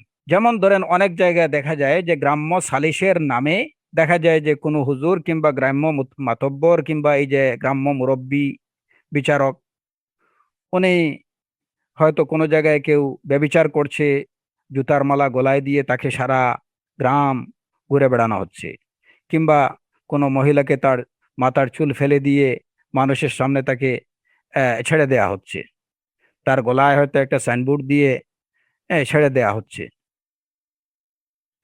এইটাকে সেই ক্রুসেডারদের দ্বারা, যারা মস্তিষ্ক বিকৃত বা ব্রেন ওয়াশড যারা, তারা এই সুযোগটাকে লুফে নিচ্ছে যে এই দেখো ইসলামের অবস্থা, এই দেখো ইসলামের অবস্থা। এমনি ভাবে প্রত্যেকটা ক্ষেত্রে দেখা যায় যে এটা এটা এই যে ইসলামের সাথে যারা ইসলামের, নিজেরা ইসলামের পণ্ডিত বলে দাবি করেন, এরকমও অসংখ্য লোক ইসলামের বিকৃত ব্যাখ্যা দিয়ে আসছে। যেমন যে কোনো মন্দ কাজকে প্রতিহত করার বা কোনো মন্দ কাজের প্রতি নিজের ঘৃণা প্রকাশের যে পদ্ধতি, কোনো মন্দ কাজের প্রতি ঘৃণা প্রকাশ কিংবা ওইটাকে প্রতিহত করার যে পদ্ধতি আল্লাহ আযজা ওয়া জাল্লা ইসলামে দিয়েছেন, সেই পদ্ধতিকে পাশ কাটিয়ে তারা নিজেরা নিজেদের মতো করে একটা পদ্ধতি অবলম্বন করছেন।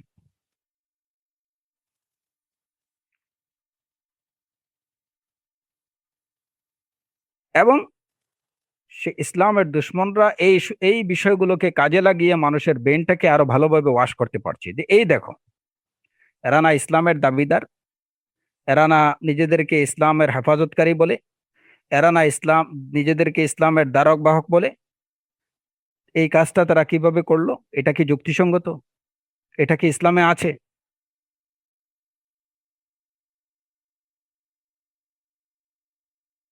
এখন বিরুদ্ধবাদীরা, ইসলামের দুশ্মনরা তো সবসময় দুশ্মনী করতেই থাকবে, এটা তো আমাদের মাথায় সবসময় রাখতে হবে। ইসলামের শত্রু যারা আছে তারা তো শত্রুতা করবেই। তারা তো ইসলাম ইসলাম যারা অমুসলিম, তাদের থেকে তো আপনি ইসলামের পক্ষে কোনো কাজ আশা করতে পারেন না। আপনি মুসলিম, আপনি কি করবেন? আপনি কি তাদের সুরে সুর মিলাবেন, কিংবা তারা যাতে আপনার শত্রুতা আরো ভালোভাবে করতে পারে সেই খোরাক তাদেরকে যোগাবেন, না তাদের খোরাকের সেই পথ আপনি বন্ধ করবেন, যাতে ইসলাম নিয়ে কোনো কটূক্তি করার কিংবা ইসলামকে বিকৃতভাবে মানুষের সামনে উপস্থাপন করার কোনো সুযোগ তারা না পায়, সেই পথ অবলম্বন করবেন।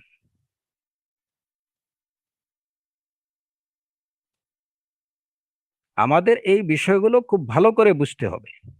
শুধু মঞ্চ কাঁপানো বক্তৃতা, মাঠ কাঁপানো বক্তৃতা এবং লক্ষ লক্ষ লোকের সমাগম আর ওইখানে স্পিচ দেয়া, এইখানে এটাই কিন্তু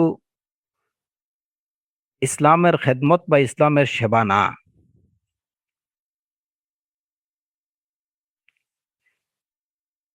বিষয়টা হলো যে আপনি ইসলামকে তার প্রকৃত রূপে উপস্থাপন করতে পারছেন কিনা,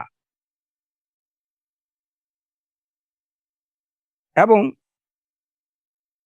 ইসলামের প্রকৃত রূপ উপস্থাপন করতে পারছেন কিনা, এটা এটা হচ্ছে প্রথম কথা। দ্বিতীয় বিষয় হলো ইসলামকে, ইসলামের প্রকৃত রূপটা সঠিক পদ্ধতিতে উপস্থাপন করতে পারছেন কিনা। উদউ ইলা সাবিলি রাব্বিক বিল হিকমাতি ওয়াল মাউইজাতিল হাসানা ওয়াজাদিলহুম বিল্লাতি হিয়া আহসান।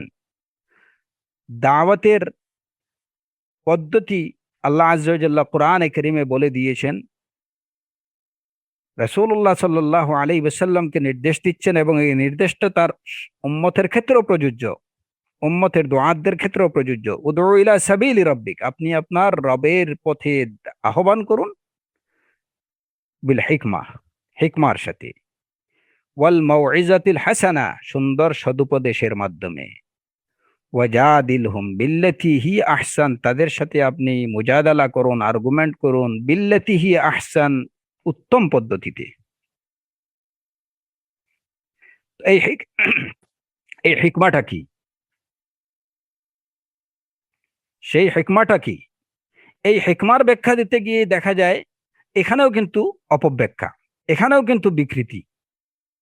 সেই হিকমার ব্যাখ্যা দিতে গিয়ে অনেক দোয়াতরা আছেন যে তারা বলছেন যে এখন যেখানে চলছে পশ্চিমা সিনেমা, হ্যাঁ, অশ্লীল সিনেমা, সেই জায়গাতে আমরা একটা কিছুটা হলেও ইসলামী একটা সিনেমা আমরা এই জায়গাতে রিপ্লেস করি, এটা হচ্ছে হিকমা। কারণ মানুষকে তো একটা কিছু দিতে হবে, তো মন্দের ভালো একটা কিছু দিলাম, ওনা মনে করতেছেন এটা হিকমা। মানুষকে তো জড়ো করতে হবে, মানুষ তো এখন ওই যে নাচ গান ওইদিকে আকৃষ্ট। এখন ইসলামী সমাবেশগুলোতে বা ইসলামী এই যে সভাগুলোতে, মাহফিলগুলোতে মানুষকে জড়ো করার জন্য কিছুটা এই যে গান, কিছুটা কমেডি, এইগুলা দরকার। হ্যাঁ, অ্যাটলিস্ট ওই দিক থেকে সরে মানুষ এদিকে আসুক, এটা হিকমা। এই সবগুলোই হচ্ছে শয়তানি অপব্যাখ্যা। এইগুলোই হচ্ছে দিনের বিকৃতি। আপনি হিকমা শব্দের তাফসীর কি? উদউ ইলা সাবিলি রাব্বিকা বিল হিকমা, এই হিকমার তাফসীরে সাহাবায়ে কেরাম, ইবনে আব্বাস, ইবনে মাসউদ রাদিয়াল্লাহু আনহুমা, তারা কি বলছেন, তাবেঈনরা কি বলছেন?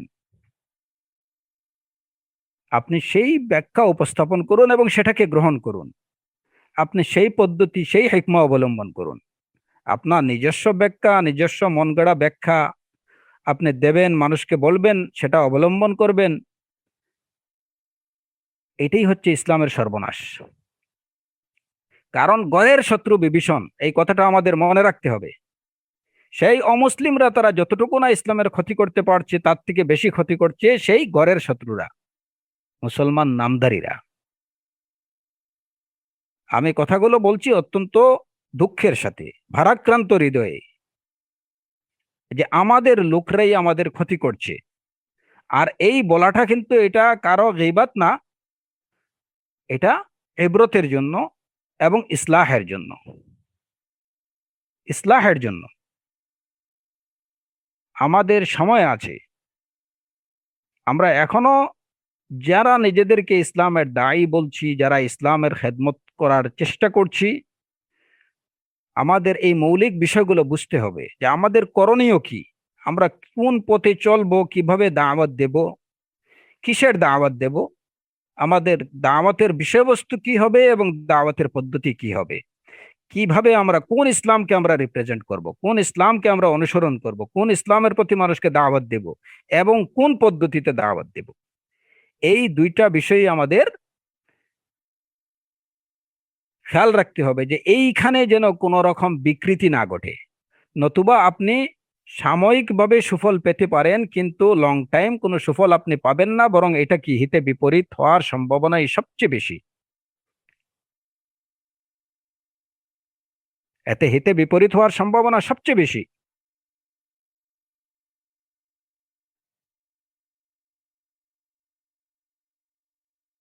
তো এই যে ইসলামী বিচার ব্যবস্থাকে রাষ্ট্র থেকে সরিয়ে দেয়া এবং দিনকে রাষ্ট্র থেকে আলাদা করে দেওয়ার এই যে প্রয়াস, এই প্রয়াসের পিছনে বা এর পিছনে মূল কারণ, মূল দায়ী এবং এর সূত্রপাত কোন জায়গা থেকে হলো, এই বিষয়গুলো আমরা জানলাম। মূলত এই সংঘাতটা কিন্তু ইসলামের সাথে, দ্বীনে ইসলামের সাথে রাষ্ট্রের কোনো সংঘাত তৈরি হয়নি। এই দাবির সূত্রপাতটা হয়েছিল খ্রিস্ট ধর্মের সাথে, বিকৃত খ্রিস্ট ধর্মের সাথে রাষ্ট্রের সংঘাত।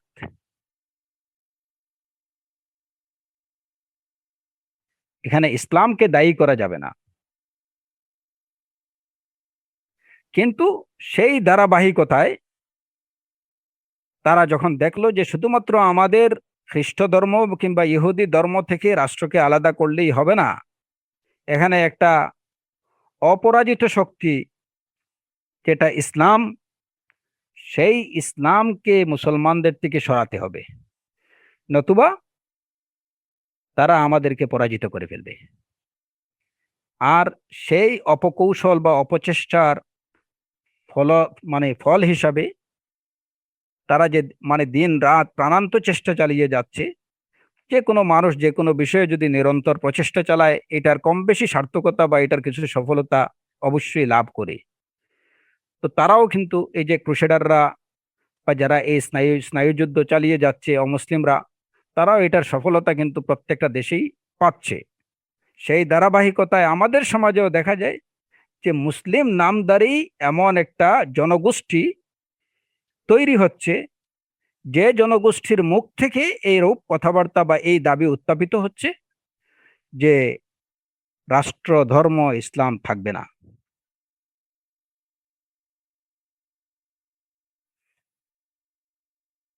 কিংবা ইসলামকে রাষ্ট্র থেকে আলাদা করতে হবে,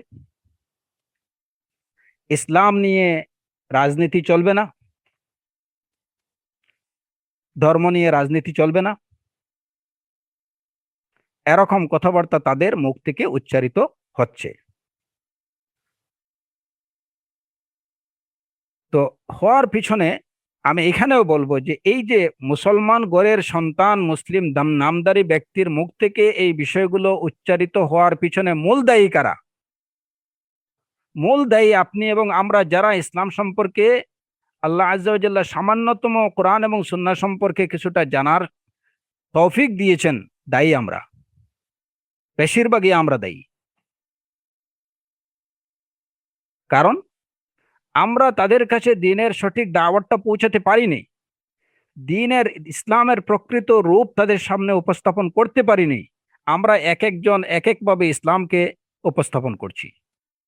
মানুষ কি করবে? একজন সাধারণ মানুষ বা একটা সাধারণ লোক, যে হয়তো তার জন্মের পরে কখনো দ্বীনের সাথে কি হয়নি, দ্বীনি শিক্ষা পায়নি, কিংবা দ্বীনি শিক্ষা যেটুকু পাইছে সেটা হয়তো ছিল একদম না পাওয়ার মতো, কিংবা দ্বীনি শিক্ষা এমন জায়গা থেকে পাইছে যেখান থেকে সে ইসলামের প্রকৃত শিক্ষা লাভ করতে পারেনি। আমরা তাদের কাছে ইসলামকে, ইসলামের দাওয়াতটা সঠিকভাবে আসলে পৌঁছাতে পারিনি, যে কারণে আমাদের নিজেদেরকেই এর জন্য দোষারোপ করতে হবে। কারণ আমাদের পরিচয়টা কি? এই উম্মতের পরিচয়টা কি? এই উম্মত উম্মাতুদ দাওয়া, উম্মাতুদ দাওয়া। কুনতুম খায়রা উম্মাহ উখরিজাত লিন-নাস তা'মুরুনা বিল মা'রুফ ওয়া তানহাউনা আনিল মুনকার ওয়া তু'মিনুনা বিল্লাহ।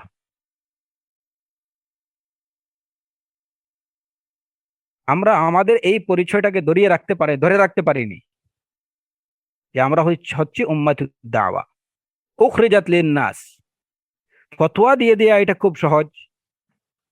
অমুক ডক্টর, উনি কি হয়ে গেছে, মোরতাদ হয়ে গেল, উনি নাস্তিক হয়ে গেল, উনি এই করলো সেই করলো, কিন্তু ঘটনার পিছে কেন সে করলো, ফতোয়া দেয়া তো সহজ। একজন লোককে দেশ থেকে বিতাড়িত করা সহজ, একজন লোককে জুতা পেটা করা সহজ, একজন লোককে নাস্তিক, মুরতাদ, কাফের, মুশরিক বলে ফতোয়া দেয়া সহজ, কিন্তু যদি আমরা নিজেদেরকে প্রত্যেকে যদি আত্মজিজ্ঞাসা করি যে আমার উপরে একজন মুসলিম হিসাবে, উম্মাতুদ দাওয়া হিসাবে আমার উপরে যে দায়িত্ব ছিল আমি কি সেটা পালন করেছি? হিদায়াত তো আল্লাহ আজ্জা ওয়া জাল্লার কাছে। আমি কি সেই কারণ অনুসন্ধান করেছি যে কেন আমার মুসলিম ঘরের সন্তান, মুসলমান নামধারী ব্যক্তি, যে লোক দাবি করে যে আমি পূর্ণ হজ করেছি, আমার মাকে নিয়ে পূর্ণ হজ করেছি, কেন সেই লোকের মুখ থেকে এই কথা উচ্চারিত হচ্ছে? সে কেন এই কথাটা বলছে?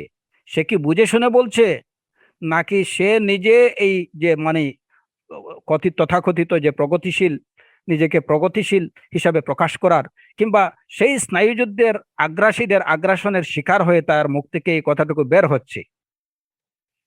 যদি আমার কোনো ভাই, আমার কোনো প্রতিবেশী, আমার আমার আমার কোনো, আমার দেশের কোনো নাগরিক,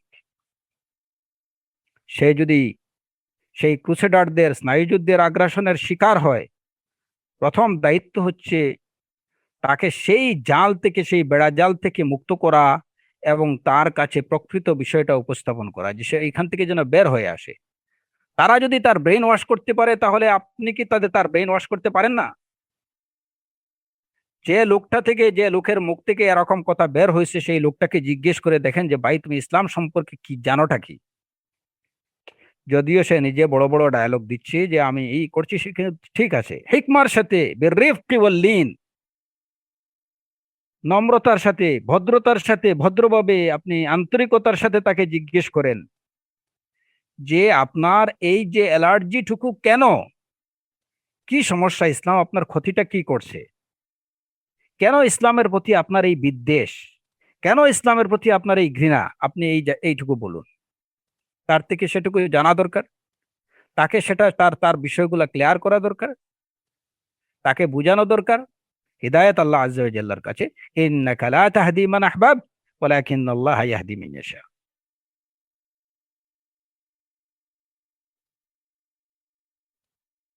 হিদায়াত আল্লাহ আজ্জা ওয়া জাল্লার কাছে।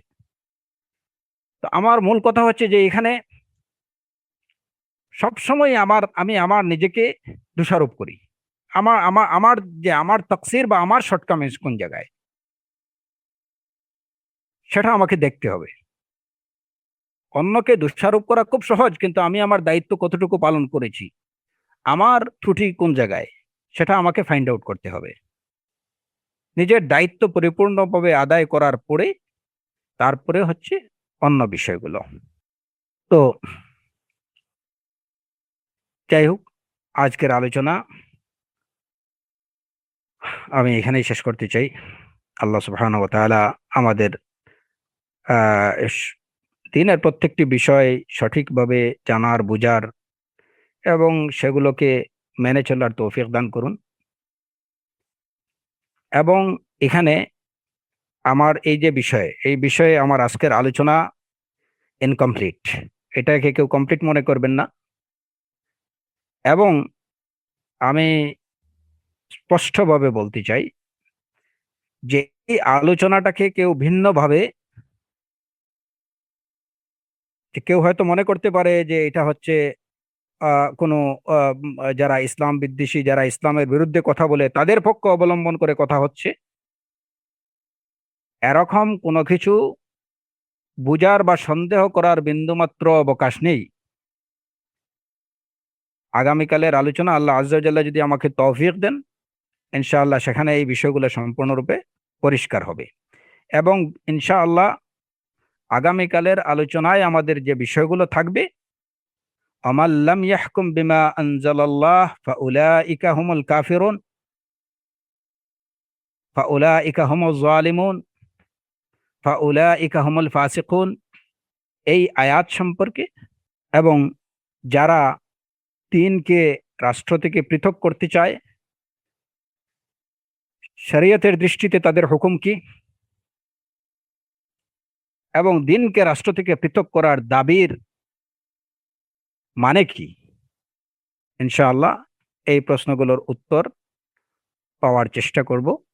আল্লাহ আযজা ওয়া জাল্লা আল্লাহুম্মা আরিনাল হাক্কা হাক্কান ওয়ারযুকনা ইত্তিবাআহ ওয়া আরিনাল বাতিলা বাতিলান ওয়ারযুকনা ইজতিনাবাহ। ওয়া আখিরু দাওয়ানা আনিল হামদুলিল্লাহি রাব্বিল আলামিন ওয়া সাল্লাল্লাহু ওয়া সাল্লামা আলা নাবিয়্যিনা মুহাম্মদ ওয়া আলা আলিহি ওয়া সাহবিহি আজমাইন।